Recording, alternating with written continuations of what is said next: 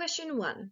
What experience have you had with communicating with parents and carers, and what strategies would you use to involve parents and carers in the educative process for students in your class? Well, the learning journey or parent night was a pivotal point in forming partnerships with parents that transcended regular communication via the Seesaw platform. One of my students is diagnosed with Noonan syndrome and autism spectrum disorder. She is a capable student, but sometimes needs pushing to complete her work. During the learning journey, it was clear when talking with her mother that her mother values the work her daughter is doing. Through discussion with the parent and the student, it was decided that each Friday the student would select 3 artifacts from the week, something in literacy, numeracy, and a student choice, which was usually art, to self-assess or reflect on and add to her Seesaw portfolio for her parents.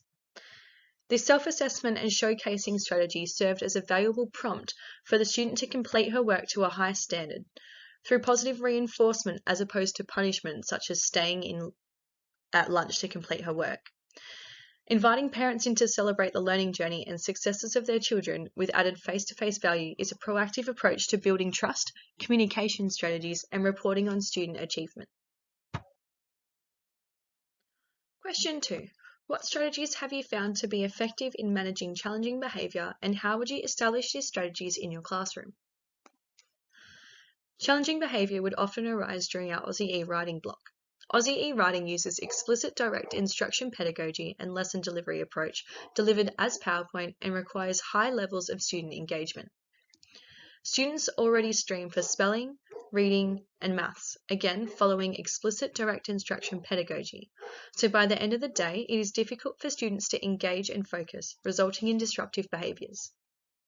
The task was to establish a consistent routine and expectations that were mutually beneficial to me and the students. In alignment with our school positive behaviour support plan, I implemented positive reinforcement strategies on a whole class level.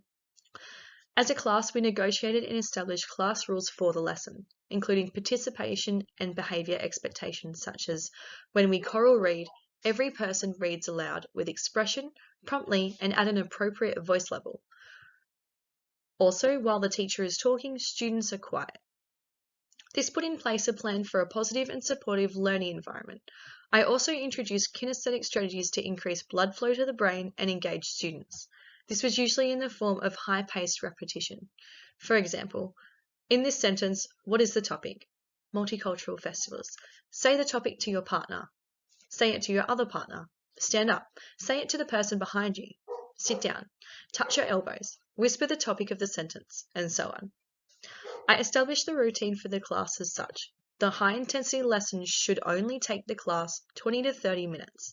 The remainder of the class time was to be spent going outside and playing a game. The negotiated expectations for the class allowed me to only need to use low-key behaviour management strategies, such as asking students to repeat the choral reading to ensure whole class participation, and simply using and stating I was waiting for the class to stop talking. Calmly, they knew it was their game time that they were losing. As a result, we always got to play a game after completing the Aussie writing work, even if it was 5 minutes of silent ball or hangman. I ensured the class routine was consistent. This built trust in my relationships with the students as I stayed true to my word. Eventually, the need to use low-key behaviour management strategies weren't necessary, and students became accustomed to the routine and expectations for the lesson. Question 3. What experience have you had in working as part of a professional team in a school setting, and how would you make a positive contribution to the work of a teaching team in your teaching area or preferred curriculum learning area? Although I did attend meetings and contribute to the formal upper primary PLT, such as during COVID, I found I had more input and contribution to forming informal collaborative relationships with all teachers to improve teaching practice and student learning outcomes. The task for each of us now was to navigate our teaching practice under the new whole school learning program, Good to Great Schools. The whole school learning approach to streaming saw several teachers teaching the same level for some subjects.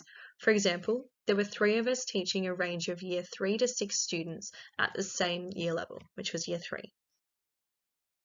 I believe this was hugely beneficial on a student and teacher scale. We now had 3 brains teaching the same content through a variety of methods and strategies. This also highlighted the fact that resources I developed in my Year 5-6 class could be used and were used in the Year 3-4 class. Due to streaming, we could fluidly collaborate our resources, methods of instruction, student achievement, identification of barriers and misconceptions to learning, and moderate often.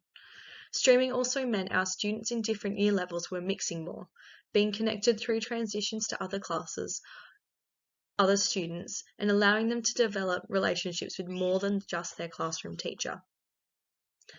The result of streaming, given time, I feel will foster a real whole school community, developing more teacher-student relationships and allowing more implementation of whole school philosophies, pooling of resources, and collaborative teaching practices. I make positive contributions to the work of a teaching team by planning for collaborative teaching opportunities, sharing of lesson ideas, and creating resources that can be shared throughout year groups.